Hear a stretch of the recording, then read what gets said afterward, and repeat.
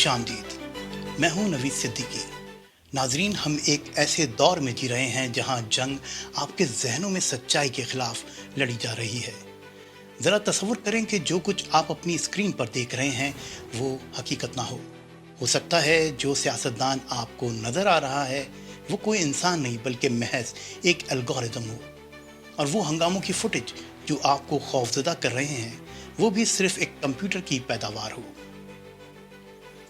ये मसनूई मवाद आज़ादी सहाफ़त को मुनज़्ज़म तरीके से तबाह कर रहा है। हम इंसान उस चीज़ पर जल्दी यकीन कर लेते हैं जो हमारी आंखें देखती हैं, और उसी कमज़ोरी का फ़ायदा उठाकर आज़ाद सहाफ़त का गला घोटा जा रहा है। एक हालिया तहकीक के मुताबिक सिर्फ इस साल 80 लाख से ज़ायद डीप फेक फाइलें हमारे डिजिटल प्लेटफॉर्म्स पर सैलाब की तरह उमड़ आएंगी। इस वक्त जदीद जंग के हथियार बम या गोले नहीं बल्कि पिक्सल्स बन चुके हैं। हम मसनूई मीडिया यानी डीप फेक्स की एक ख़तरनाक जंग के दौर में दाखिल हो चुके हैं। आज का सहाफ़ी ताकतवरों का एहतसाब करने के बजाय इन मसनूई और झूठी वीडियोस को बेनकाब करने में अपना वक्त सर्फ कर रहा है। अब सवाल ये पैदा होता है कि इस सब का फौरी नुकसान क्या है? जवाब है खौफ। दरअसल जाली मवाद हकीकी खौफ को जन्म देता है। आए दिन हम ऐसे डीप फेक्स देखते हैं जिनमें अचानक पुल गिरते या बड़े अवामी हादसात दिखाए जाते हैं। ये कोई आम वीडियोस नहीं, ये मसनूई बहरान मुल्की निज़ाम पर अवाम का एतमाद तबाह कर देते हैं।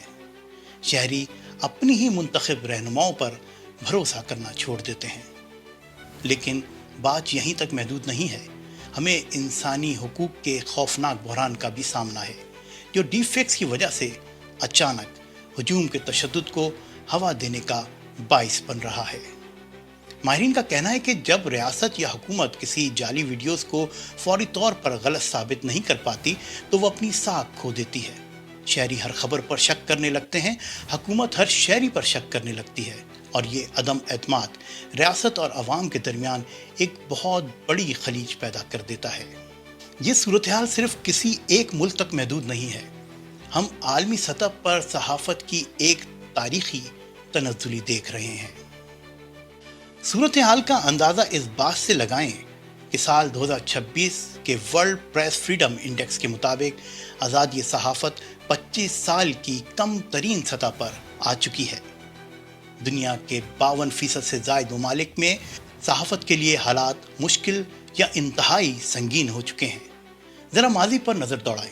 साल 2002 में दुनिया के 20% हिस्से में आज़ादी सहाफ़त बेहतर समझी जाती थी, लेकिन आज हैरत अंगेज़ तौर पर दुनिया की 1% से भी कम आबादी आज़ादी सहाफ़त वाले ममालिक में रहती है।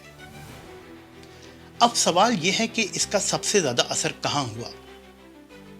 जनूबी एशिया इससे सबसे ज़्यादा मुतासिर हुआ है। सख्त कौमी सलामती के कवानीन की वजह से भारत 157 दर्जे पर जा गिरा है, जबकि पीका जैसे कवानीन के बाइस पाकिस्तान 153 दर्जे पर है। यहाँ तक कि अमेरिका भी सहाफ़ियों पर मुनज़्ज़म तरीक़ों से फंडिंग में कटौतियों के बाइस 64वें दर्जे पर आ गया है।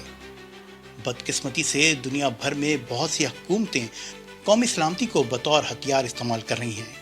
180 में से 110 ममालिक मुख्तलिफ कवानीन के तहत सहाफ़त को बाकायदा जुर्म करार दे रहे हैं, क्योंकि जंग ज़दा इलाकों में मालूमात का एक ब्लैक होल बन चुका है और डीप फेक्स इस खला को तेज़ी से पुर कर रहा है, जिसकी वजह से झूठ पर मबनी प्रोपेगेंडा फैल रहा है और ये अमन की राह में सबसे बड़ी रुकावट बन चुका है। यहाँ एक और इस्तिलाह समझना बहुत ज़रूरी है जिसे लायर्स डिविडेंड कहा जाता है। जब जाली वीडियोस इंटरनेट पर सैलाब की तरह आती हैं तो अवाम हर चीज़ पर शक करने लगते हैं। मफाद पर हल्के इस शकूक व शुबहात का भरपूर फ़ायदा उठाते हैं। वो अपने खिलाफ आने वाली मुस्तनद और ठोस शवाहिद को भी AI की पैदावार करार देकर मुस्तरद कर देते हैं। इसका नतीजा क्या निकलता है? एहतसाब मुकम्मल तौर पर ख़त्म हो जाता है और रियासत और अवाम के दरमियान बदएतमादी एक मामूल बन जाती है। तो यहाँ ये सवाल पैदा होता है कि आखिर ऐसा क्यों हो रहा है? दरअसल दुनिया भर में जारी जंगें, बदतरीन मुआशी बहरान اور حکومتوں کے ناقص کارکردگی اس طوفان کو مزید ہوا دے رہی ہے۔ کئی ممالک میں آمرانہ مائنڈ سیٹ رکھنے والی قوتیں فیک نیوز کو محض ایک بہانے کے طور پر استعمال کر رہی ہیں۔ وہ سچائی کو ہی ڈیپ فیک کا نام دے کر حقیقی صحافیوں کو جیل میں ڈال رہی ہیں۔ تو پھر اس سنگین مسئلے کا قانونی حل کیا ہے اور کوئی بھی حکومت آزادی رائے کا گلا گھونٹے بغیر اس جنگ سے کیسے نمٹ سکتی ہے؟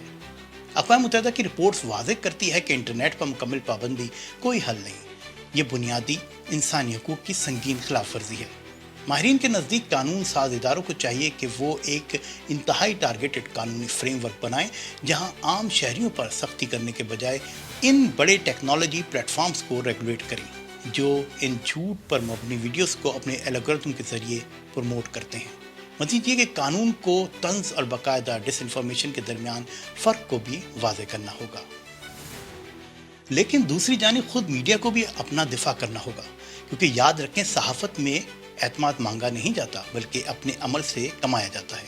یہی وجہ ہے کہ اب عالمی صحافتی تنظیمیں اور نیوز رومز خبروں کی تصدیق کے لیے C2PA جیسے کرپٹوگرافک ٹولز استعمال کر رہی ہیں۔ یہ ڈیجیٹل فنگر پرنٹس کسی بھی ویڈیوز یا تصویر کی ہسٹری کو محفوظ رکھتے ہیں۔ ماہرین کے مطابق خبر کے ساتھ اس کی اصلی ذرائع کی مکمل معلومات دینے سے عوام کا میڈیا پر اعتماد تیزی سے بحال ہو رہا ہے، کیونکہ اس ڈیجیٹل دھوکے دہی کا واحد اور سب سے بڑا توڑ صرف اور صرف شفافیت ہے۔ ہمیں یہ یاد رکھنا ہوگا کہ حقیقت اور سچائی کو بچانے کی یہ جنگ اس وقت ہمارے اور آپ کے ارد گرد لڑی جا رہی ہے۔ ہمیں بطور باشعور شہری اپنی حکومتوں اور صحافتی اداروں سے شفافیت کا مطالبہ کرنا ہوگا، اس سے پہلے کہ سچائی کو تاریخ کے صفحات سے ہمیشہ کے لیے مٹا دیا جائے۔ آج کے لیے بس اتنا ہی۔ اپنے اور اپنے گرد و نواح کا خیال رکھیے گا۔ دیکھتے رہیے اور ٹی وی۔